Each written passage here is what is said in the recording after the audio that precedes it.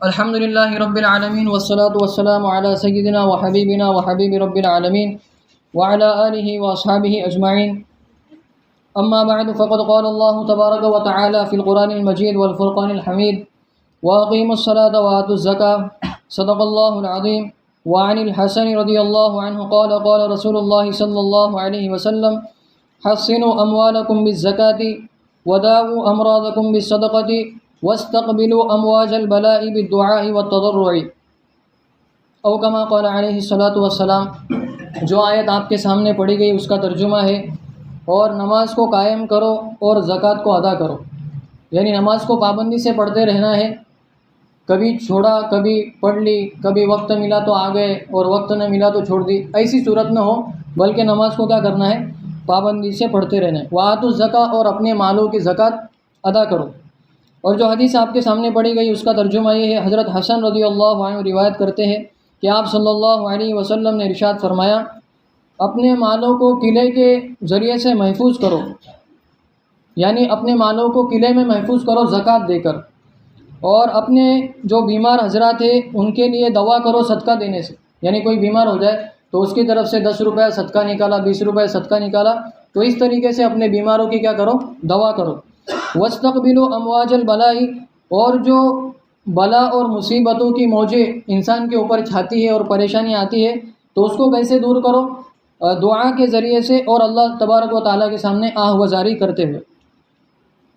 अब बुनियादी मकसद ये है, अल्लाह तबारक व तआला ने इंसान को माल दिया है अपनी ज़िंदगी गुजारने के लिए, तो इंसान ने जो माल कमाया है वो अल्लाह तबारक व तआला ने उसके अंदर जो खूबियाँ दी है उसकी वजह से कमाया। इंसान का उसके अंदर अपना कुछ कमाल नहीं है। अगर अल्लाह हमको भी कंगाल बनाता तो हम क्या कर सकते थे?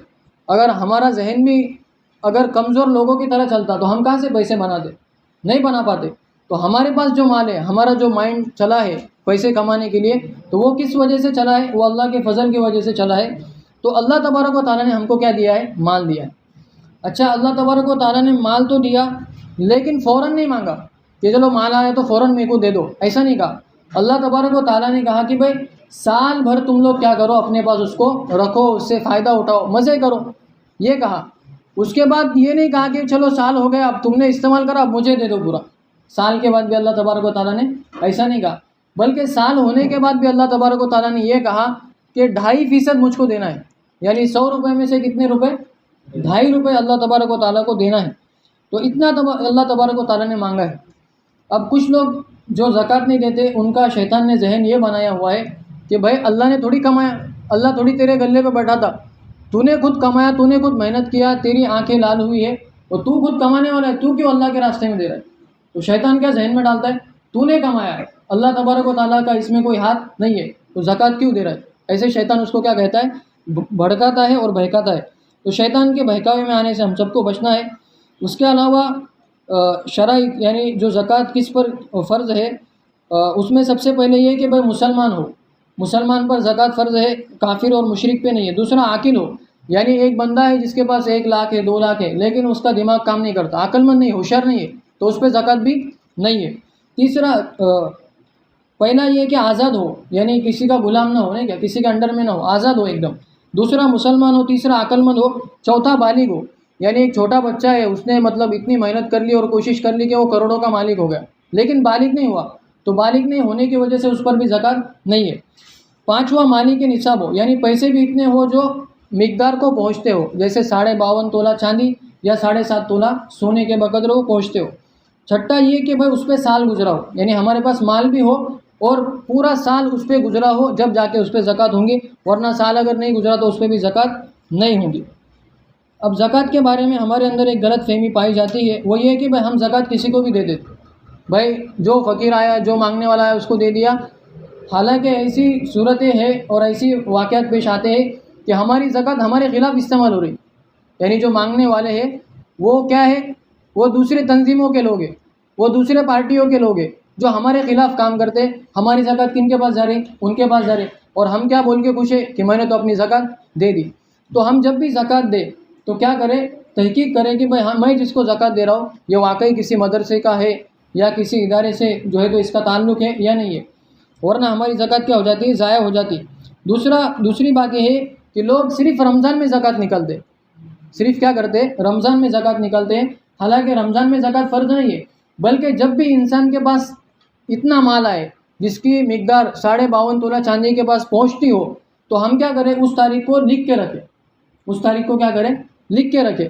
जैसा आज मेरे पास पैसे आ रहे 28 तारीख को कि भाई आज मेरी पहली पेमेंट हो गई और मेरे पास 55,000 आ गए, तो ये 44,000 तक तो मिकदार पहुंच गई उसकी, तो मैं वो तारीख को लिख के रख दूँ और अगले साल जब वो तारीख आएंगी तो मैं देखूँ कि मेरे पास उतने पैसे है क्या नहीं।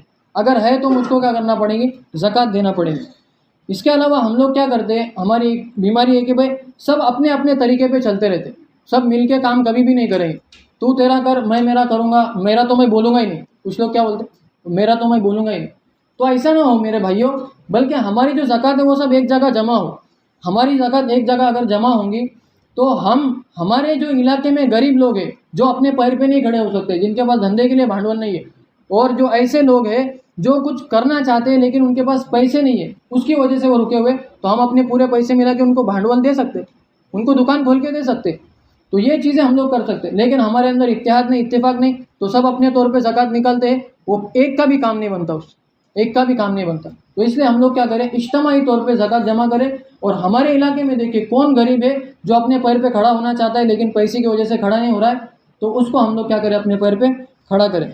उसके बाद दो चीज़ों से हमारी ज़कात ज़ाया हो जाती है, दो चीज़ों की वजह से ज़कात क्या हो जाती है, ज़ाया हो जाती है। सबसे पहली चीज़ है कि एहसान जतलाना, कि मैंने तो तुमको दिया ना, मैंने तो तुमको इतने पैसे दिया ना, ये बोलकर बताना कि हमने तो इतने दिए। तो इससे क्या हो जाती है, इंसान की ज़कात क्या हो जाती है, ज़ाया हो जाती है। दूसरी चीज़ है कि तकलीफ़ देना, क्या करना, तकलीफ़ देना। पैसे तो देंगे लेकिन तकलीफ़ के साथ देंगे। वो सफ़ीर हज़रत आते हैं ना, तो इतना गलत रवैया उनके साथ हमारे यहाँ पे किया जाता है कि उनको सहरी इफ्तारी का तो उनको पूछते नहीं, वो अलग बात है। दूसरी बात ये है कि उनके ऐसा, कौन से मदरसे से आया, क्या पूछेंगे, कौन से मदरसे से आया, तेरे पास क्या है। तो हम लोग सफ़ीरों के साथ अच्छा मामला करें, उनसे अदब से बात करें, उनको बिठाए, अगर रमज़ान का महीना नहीं तो पानी पिलाए, चाय पिलाए, और पूछे कि भाई क्या ज़रूरत है, क्या चीज़ है, उसके मुताबिक उनकी क्या करें, मदद करें, उनको तकलीफ़ न दें। अब इसके अलावा एक इश्काल गैरों की तरफ से मुसलमानों पर यह किया जाता है कि मुसलमानों में जो ज़कात का सिस्टम है वो भिखारी बनाने के लिए है और भिखारी रखने के लिए, यानी मांगने की आदत पड़े इसलिए ज़कात का सिस्टम है। ज़कात में ये होता है ना कि भाई अमीर लोग क्या करते हैं, अपनी ज़कात गरीबों को देते हैं, तो गरीब लोग इससे क्या हो जाते हैं, मांगने वाले हो जाते हैं। तो गैर लोग क्या बोलते हैं, ये भिखारी बनाने का, बोले तुम्हारा ये तरीका है। तो ज़कात का मकसद भिखारी बनाना नहीं है, बल्कि ज़कात का मकसद ये है कि गरीबों को अपने पैरों पे खड़ा किया जाए और ऐसी तरीके से ज़कात दी जाए कि अगले साल वो ज़कात का मुस्तहिक न रहे। गुजरात वगैरह में जो लोग ज़कात निकालते हैं वो ऐसे सिस्टमेटिक ज़कात निकालते हैं कि जिसको वो ज़कात देते हैं अगले साल वो खुद ज़कात देने वाला बनता है। इतना उनका सिस्टमेटिक तरीका है। तो हम भी अगर आपस में इत्तेहाद करेंगे तो वो तरीका आसान होगा। अब दूसरी बात ये है कि जो आपको फॉर्म बांटा है उसको ज़रा देखें। इसमें जो है तो जब भी हमारे पास 52.5 तोला चांदी की अगर कीमत आ जाए तो हम लोग क्या करें, उस तारीख को यहाँ पे लिख के रखें, ये ऊपर तारीख का खाना दिया है। उसके बाद देखो जिन चीज़ों पर ज़कात है, सबसे पहले हमारे पास कितना सोना है तो हम लोग क्या करें, उसके अमाउंट यहाँ पे लिख दे। अगर सोना, चाहे वो सोने के बिस्किट हो या हमने उसको हार वगैरह बनाया हो, उसके मोती हो, जो भी हो उसको क्या करें, लिख के रखें। दूसरी चीज़ चांदी हमारे पास जितनी है उसकी क्या करें, उसकी कीमत लिख के आगे रख दे। उसके बाद कैश कितने हैं, जेब में कितने, गाड़ी की डिग्गी में कितने हैं और अपने बेडरूम में कितने हैं, वो सब क्या करें, हम लोग लिख के रखें। उसके बाद चौथा, बैंक बैलेंस कितना है, तो बैंक बैलेंस कितना है उसको भी हम लोग आगे लिख के रखें। उसके बाद कुछ लोगों ने उधार दिए हुए रहते, 1 लाख किसी को दे दिए, 2 लाख किसी को दे दिए, तो वो अमाउंट भी वापस हमको आने वाली है, इसलिए उसको भी क्या करें, यहाँ पे लिख के रख दे। छठी चीज़ जो है वो तिजारत का माल है, यानी बिजनेस में हमने जितना इन्वेस्टमेंट किया है वो सब हम लोग क्या करें, यहाँ पर लिख के रखें। और तिजारत का एक बात ये है कि तिजारत वाले जो, यानी धंधे वाले जो है ना, बिजनेस वाले, वो अगर जब ज़कात निकालेंगे तो वो खरीदी हुई रेट पे नहीं निकालेंगे। यानी अगर होलसेल में उसने कोई चीज़, अभी सोयाबीन का तेल बिल्कुल नीचे आ गया है, तो उसने अगर सोयाबीन का तेल नीचे है तो ये रेट में खरीदा कि 100 रुपये लीटर उसको मिल गया, लेकिन 1.5 महीने बाद, 2 महीने बाद क्या हुआ, उसके रेट अचानक चढ़ गए, अब 150 को हो गया और 200 को हो गया। तो अब वो ज़कात जब निकालेंगे तो वो 100 के हिसाब से नहीं निकालेंगे, कितने के हिसाब से निकालेंगे, 150 और 200 के हिसाब से निकालेंगे। तो तिजारत का माल, हमने तिजारत में जितना इन्वेस्टमेंट किया है वो यहाँ पे लिख दे। उसके अलावा हमारी जो दुकान है, मकान है, प्लॉट है, गाड़ी है, तो ये सब चीज़ें अगर बेचने की नीयत से हमने रखी हुई है, दुकान है, मकान है, प्लॉट है, गाड़ी है, अगर बेचने की नीयत से है तो उनका आंकड़ा यहाँ पर लिखा जाएगा। वरना दुकान अपना खुद का है, मकान खुद का है, प्लॉट है, खुद रहने का इरादा है, या हमारी खुद की इस्तेमाल की गाड़ी है, तो उस पर ज़कात नहीं है। लेकिन अगर बेचने के वास्ते है तो उसका क्या करें हम लोग, यहाँ पे आंकड़ा लिखें। अब यहाँ पे उसकी टोटल मार दे पूरी, इसके अलावा जो भी हमारे पास चीज़ है उसकी क्या करें, टोटल मारे। और अगली जो चीज़ है, अगला जो 2 नंबर का खाना है ना, तो उसमें हम लोग देखें कि हमारे ऊपर कर्जा कितना है। क्या है, कर्जा कितना है, बीवी का महर बाकी है क्या नहीं है। जो लोग शादी करते हैं तो महर भी लिखे। उसके बाद गैस का बिल, पानी का बिल जो हमको देना है, अभी हमने अभी तक दिया नहीं है। लाइट बिल आके पड़ा हुआ है लेकिन वो हमने अभी तक दिया नहीं, उसको भी लिख ले। उसके अलावा मकान, दुकान, गोडाउन, किराया, ये मकान, दुकान, गोडाउन जितनी चीज़ें हैं ना, इन सब का भाड़ा देना बाकी है अभी, तो इसको भी लिख ले। और हमारे यहाँ पे जो कामगार है, जो काम करते हैं हमारे पास, उनकी पेमेंट भी लिख ले, अगर वो देना बाकी है तो। उसके अलावा जो पेमेंट जिसको भी देना ज़रूरी है, हमारी गाड़ी पोंछने वाला है या हमारे घर में सफाई देने वाली औरत है, तो उसकी कीमत हम लोग क्या करें, उसके आगे लिखें। और कीमत लिखने के बाद नंबर 2 की टोटल कीमत को नंबर 1 की टोटल रकम से माइनस, यानी क्या करें, वज़ा कर ले। अब हमारे पास यानी पहला आंकड़ा जब हम निकालेंगे तो अगर 5 लाख आया और हमारा यहाँ का जो आंकड़ा है वो 2 लाख आया, तो कितने बचे फिर नीचे, 5 लाख में से 2 लाख गए तो कितने बचे, 3 लाख। तो हम अभी 5 लाख की ज़कात नहीं निकालेंगे, बल्कि कितने की निकालेंगे, 3 लाख की ज़कात निकालेंगे। और 3 लाख में से भी कितना निकालेंगे, 2.5%, यानी कि। और जो फॉर्म आपको दिया गया है उसकी ज़ेरॉक्स भी निकाले, अपने रिश्तेदारों को भी दे, अपने घर वालों को भी दे। और अगर किसी को PDF में चाहिए तो यहाँ पे जो नंबर लिखा है उस पर सलाम भेजें, इंशाल्लाह वो PDF भी आपको भेज दी जाएंगी। अल्लाह तबारक व तआला अमल की तौफीक अता फरमाए। तमाम हजरात के लिए खाने की दावत है, तो तमाम हजरात खाना खाकर जाए। अल्लाहु अकबर।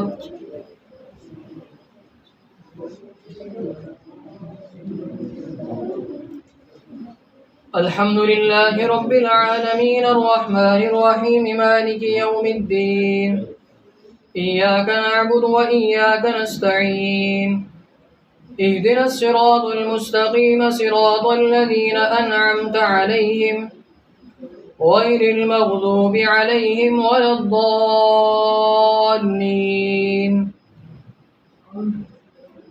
अलम तरा कैफ़ फ़अल रब्बुका बिअस्हाबिल फ़ील अलम यजअल कैदहुम फ़ी तज़लील वअरसल अलैहिम तयरन अबाबील तरमीहिम बिहिजारतिन मिन सिज्जील फजअलहुम कअस्फ़िन मअकूल। अल्लाहु अकबर।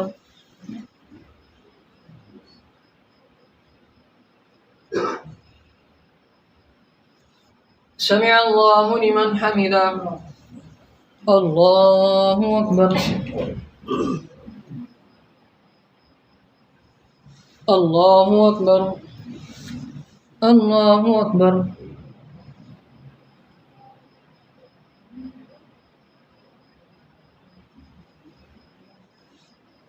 अल्लाहु अकबर। अल्हम्दुलिल्लाहि रब्बिल आलमीन अर्रहमानिर रहीम मालिकि यौमिद्दीन इय्याका नअबुदु व इय्याका नस्तईन इहदिनस सिरातल मुस्तकीम सिरातल लज़ीना अनअमता अलैहिम गैरिल मग़दूबि अलैहिम वलद्दाल्लीन। इन्ना अअतैनाकल कौसर फसल्लि लिरब्बिका वन्हर इन्न शानिअका हुवल अबतर। अल्लाहु अकबर।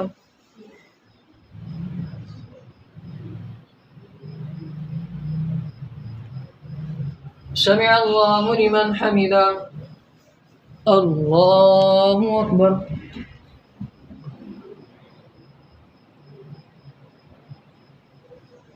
अल्लाहु अकबर।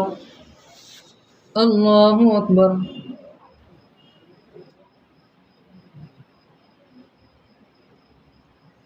अल्लाहु अकबर।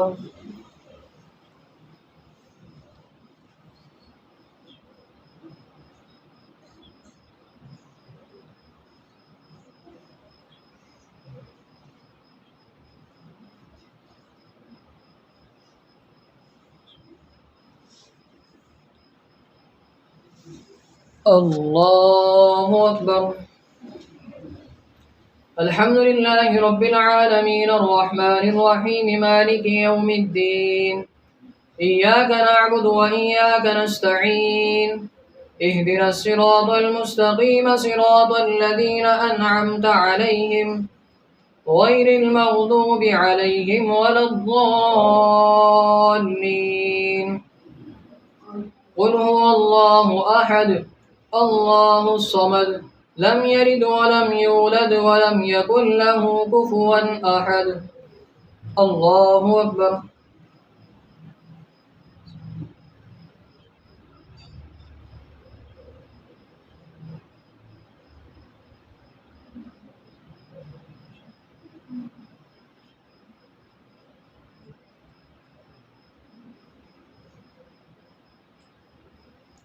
अल्लाहु अकबर।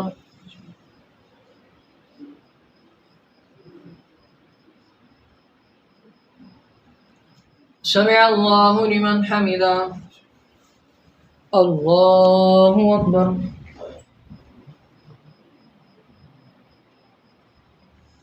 अल्लाहु अकबर। अल्लाहु अकबर।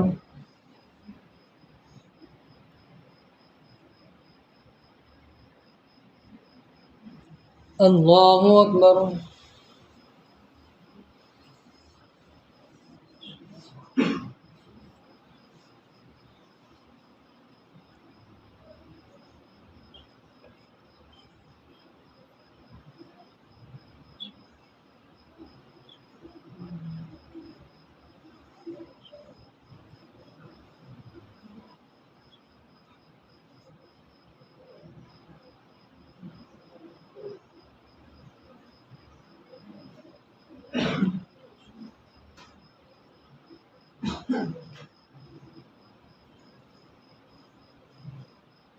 अस्सलामु अलैकुम व रहमतुल्लाह। अस्सलामु अलैकुम व रहमतुल्लाह।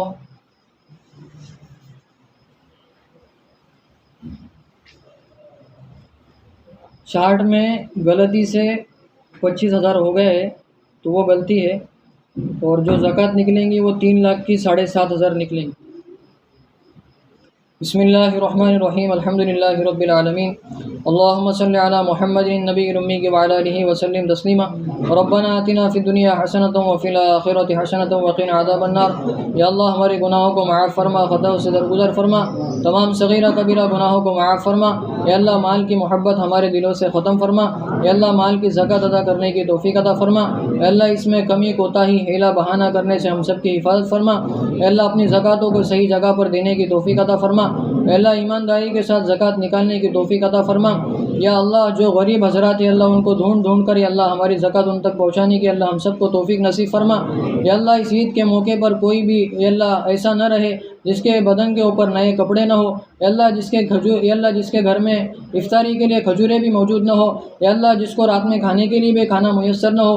या अल्लाह इसी सूरत से हमारे मुआशरे की हिफाजत फरमा। या अल्लाह गरीबों को ढूंढ ढूंढ कर अल्लाह उनकी इमदाद करने की तौफ़ीक़ अता फरमा।